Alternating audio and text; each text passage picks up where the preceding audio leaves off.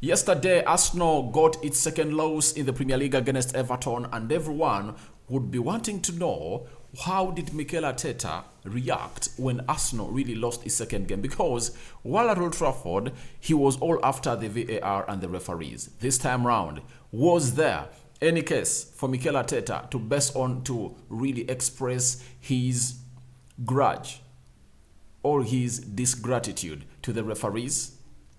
Rokani Media Football it is, and I'm here to let you know what Arteta really said after this game of football. Then secondly, he is proud of his players. He's proud of his players. That's it. You're talking about Bukayo Saka, Saliba new deal, and Jorginho going ahead to man after Arsenal losing their first game of this, after Arsenal losing his debut, after Arsenal losing a game that was a debut to Jorginho in a very horrible way. Smash the like button, comment and share. I see some of you in the comment sections because I said that Arsenal never played, no Arsenal player played well yesterday, and they're all after me that because they support Manchester United. That's why you're saying like that. I told you guys that, guys, let me tell you this. So you want me to tell you that Arsenal played very well and they played badly? You know, the reason as to why we are having close to 12,000 subscribers on this channel is those people have believed in what we say and they take it serious. That's it. Because everyone watched that game of football and no Arsenal player showed up. To me, the only Arsenal player that at least played a little bit above average was Zinchenko, because for him, he did his job. He could get that ball, pass and move, bring in crosses, trying to gear up these players, you get? But let's be factual. Arsenal never showed up yesterday. That's why I told you that I'm not in song with people who are criticizing Jorginho, who played only 30 minutes, and not even taking that blame to Thomas Partey, who played 60 minutes. Because if a person who has been at Arsenal for close to 3-4 years can't really lead them to victory in 60 minutes, how do you expect a debutant to come in and really lift up the entire team? So let's change the way and the perceptive of the game, not so? So don't forget to subscribe, and let's get it started with Mikel Arteta, the manager of Arsenal. After the game, this is what Arteta had to say to the media, and it really surprised me because it has shown me how good Mikel Arteta is in handling the media and taking the pressure off his players. Because if Arteta came out and slammed the players and never said this that you're seeing onto the screen, every journalist would have been having a go at these players. But Arteta is protecting his players. He said, what I told them is that today I love them much better than the week before. A month ago, 6 months ago, it's easy to be next to someone that is winning and playing well.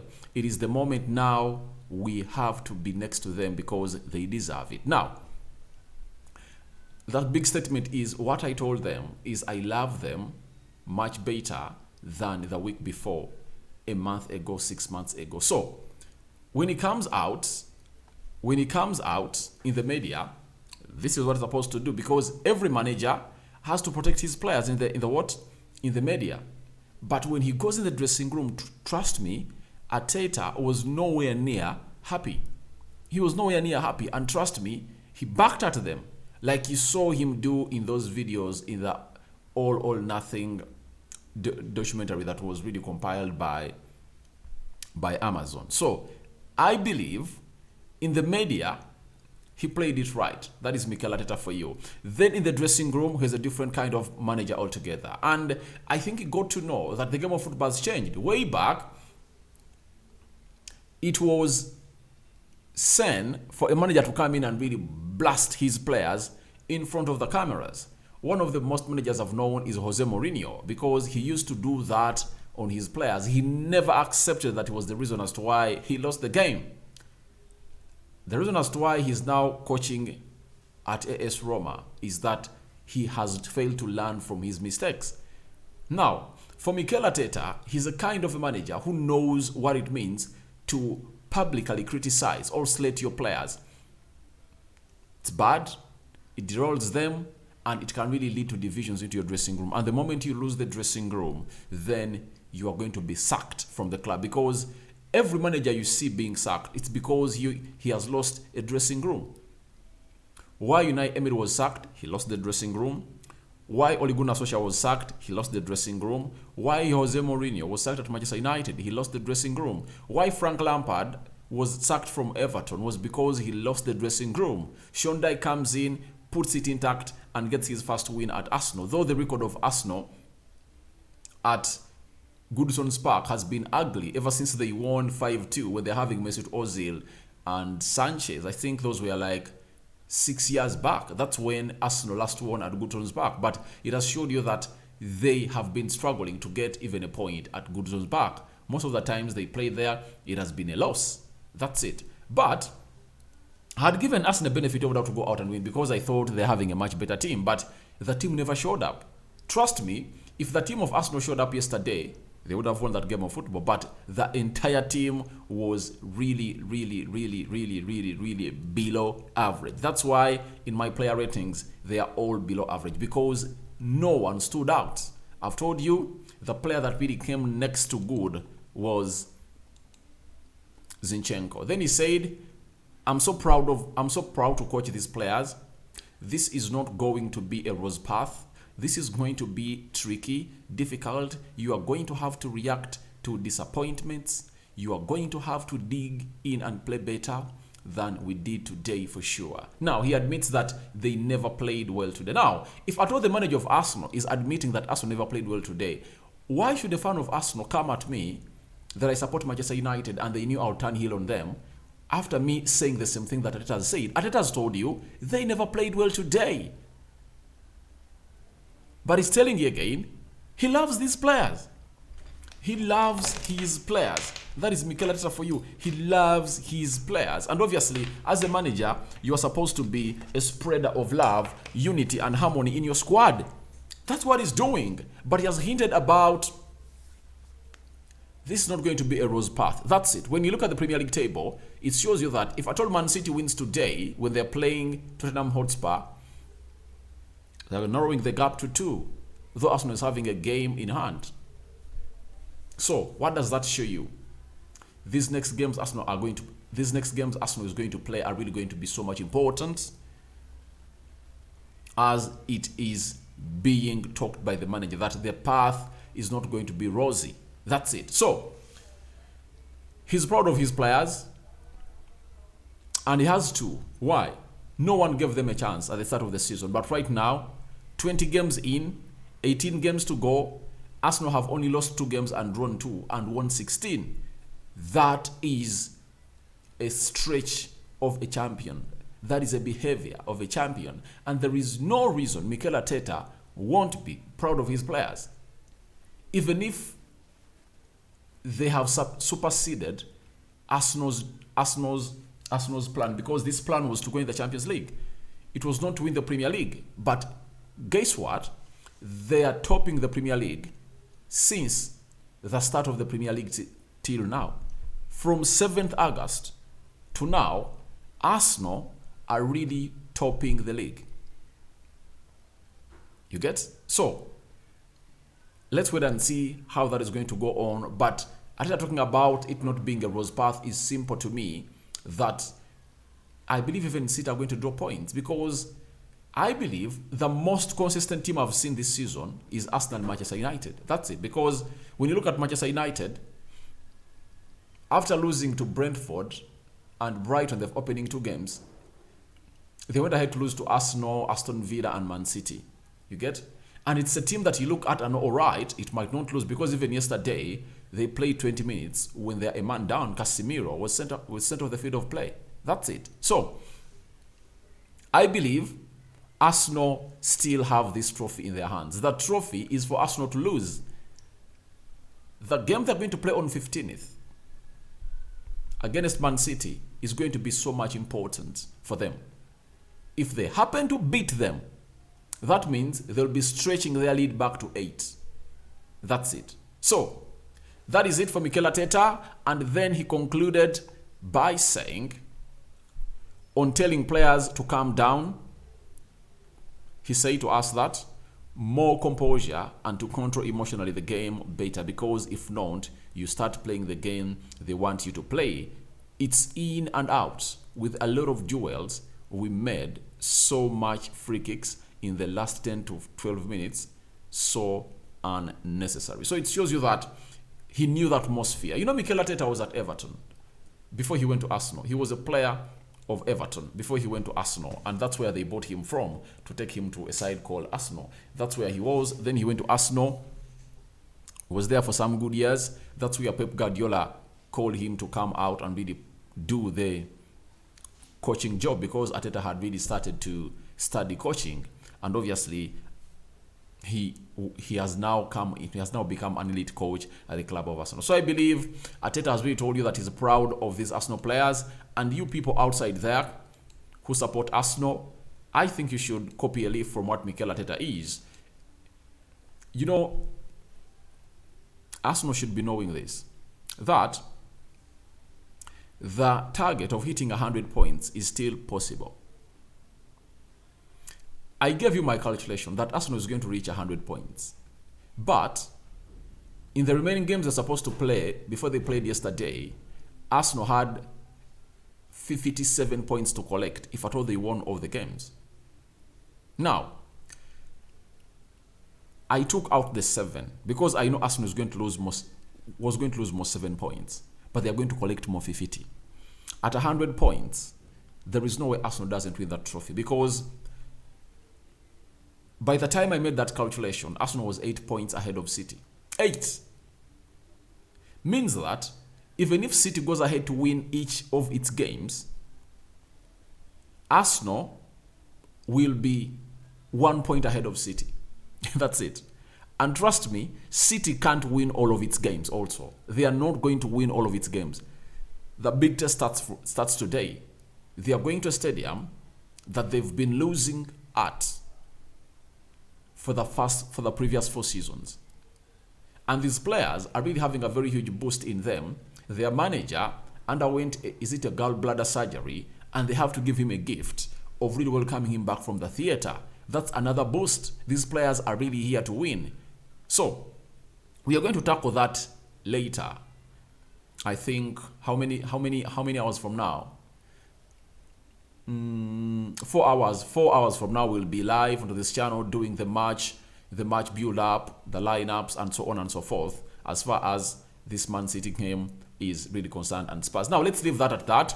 We know that Martinelli had signed a new deal on Friday with Arsenal. Then there are 3 other players that you need to know about at Arsenal. When you look at Bukayo Saka, Saliba, and Xhaka, they are the next in line to really give them a new contract. I even brought you a story of Martin Odegaard that in the summer they're trying to extend his contract and also improve his wages, because he's captain fantastic to me. Then Daniel Katz, he's a sports news editor for The Sun, has told us that Arsenal now want to tie down Bukayo Saka, William Saliba to new contracts, as well as grant Xhaka as soon as possible.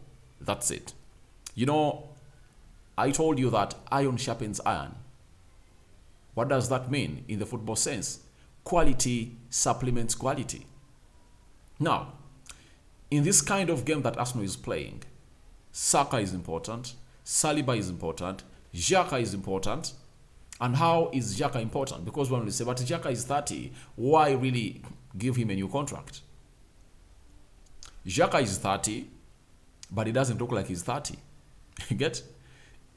By the way, in this era, players that are really hitting 30 years are playing like they are not feeling even that level of being at that age. Way back, sorry about that. Way back, when a player hit 30 years, looked like he was at the end of his game. And by the way, very many players retired at the age of 30. That's why you saw to it that at Arsenal, it was very hard for a player to be given a contract of more than 1 year when he hits 30 years of age. But right now, players have shown us that even at 34, 35, they can really be still playing at the top of the game. The former Arsenal captain, Pierre-Emerick Aubameyang, left Arsenal at the age of 32 but they had given him a contract of like 3-4 years because he had shown them that even at 32, I could bang in goals. Look at Lionel Messi. He's 35 years of age, but he's playing very, very, very well. To an extent that even yesterday he scored a very beautiful goal in League One. He has 10 goals and 10 assists. Look at Luka Modric at Real Madrid, 38, 39 years of age, playing at a top level. So they want to keep this player Xhaka with them because they know he's having leadership skills in them. He is a fighter and he is really a steal in that midfield. So much integral in that team, and I think they're going to reward him a new contract also of like 3 years. For Bukayo Saka, obviously they need to do it immediately because they gave him a new contract of 4 years in 2020. Now that means he's left with 1 year on his contract after the summer. You get? So they want to tie him on a new contract, and they need to because very many teams are really looking at him. I saw even City is still looking at Bukayo Saka to sign him. Real Madrid, Juventus, very many teams are interested in Bukayo Saka, but I believe Saka is going to put a pen to paper because when you look at that squad that Arsenal is really building, looks like he's the main man. He's the main man. Him and Gabriel Jesus are the main players that the squad is really being built on, and he's the poster boy of Mikel Arteta. That's it. So you can't leave a position, you can't leave a place where they are soon going to serve you food, and then you go to a place where they are really just starting to prepare and peel food. At Arsenal, food is going to be served. Food is ready. Food is ready because topping the league right now, going to play in the Champions League, I think those are two things that Bukayo Saka would first want to do for Arsenal before he even thinks of leaving. And that is going to be one of the reasons as why he puts pen to paper. But the hindrance is simple. The amount of money Saka and his agent want. That's the main hindrance. Saka, it's rumored he wants 300,000 pounds a week. He wants to surpass Gabriel Jesus, who earns 265,000 pounds a week. And I believe they're going to give him that deal because he has worked for it. He's a true representative of how Arsenal has really grown from the academy to the top team and obviously thriving.